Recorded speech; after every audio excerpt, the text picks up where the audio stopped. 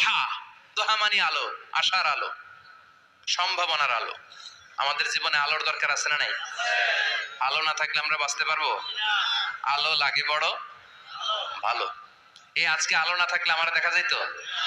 এজন্য কোরআনকে আল্লাহ আলো বলেছেন। কোরআনকে কি বলেছে? কিতাবুন আনজালনাহু ইলাইকা লিতুখরিজান নাসা মিনাল যুলুমাতি ইলান নূর। Muhammad, I've revealed this holy Quran unto you to lead the mankind out of darkness into the light. অন্ধকার থেকে লাইট, লাইট মানে কি? আলো।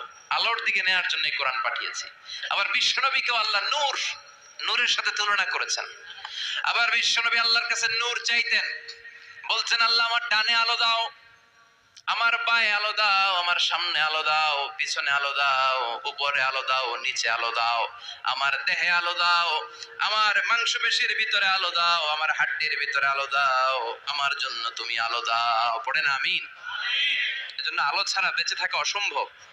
আল্লাহ তাআলা আলোর নামে সূরা দিলেন, সূরাতুদ দুহা, প্রভাতের আলো, প্রভাতের সূর্য কিরণের শপথ, আলোর শপথ। সুবহানাল্লাহ পড়েন। এরপর আল্লাহ বললেন ওয়াল্লাইলি ইযা সাজা, আলোর শপথ, সকালের সকালবেলার সূর্য কিরণের শপথ। দ্বিতীয় আয়াতে আল্লাহ বললেন রাত্রিবেলার শপথ, যখন রাত্রিটা নিঝুম হয়, হয় নিস্তব্ধ, নিঝুম আর নিস্তব্ধ রাতের শপথ। তাহলে আল্লাহ আলোরও কসম কাটলেন, তারপরে অন্ধকারেরও কসম কাটলেন, ঠিক কিনা? আলো দ্বারা মূলত আল্লাহ তাআলা ওহীর আগমনকে বুঝিয়েছে, আর অন্ধকার দ্বারা আল্লাহ তাআলা ওহীর অনুপস্থিতি বুঝিয়েছে।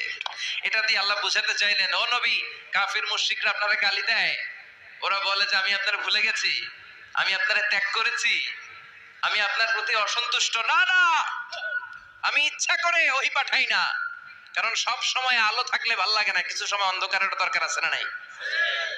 বুঝে শুনে উত্তর দিয়েন। 24 ঘন্টা আলো, 365 দিন খালি আলো আলো আরো আলো।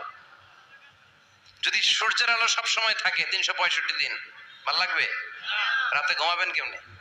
আবার সব সময় ঘুটঘুটে অন্ধকার, আলো নাই, ভাল লাগে? ক্ষেত খামারে চাষ করা লাগবে না, বাজারে যাওয়া লাগবে না। তার মানে আলোরও দরকার আছে, অন্ধকারেরও দরকার আছে।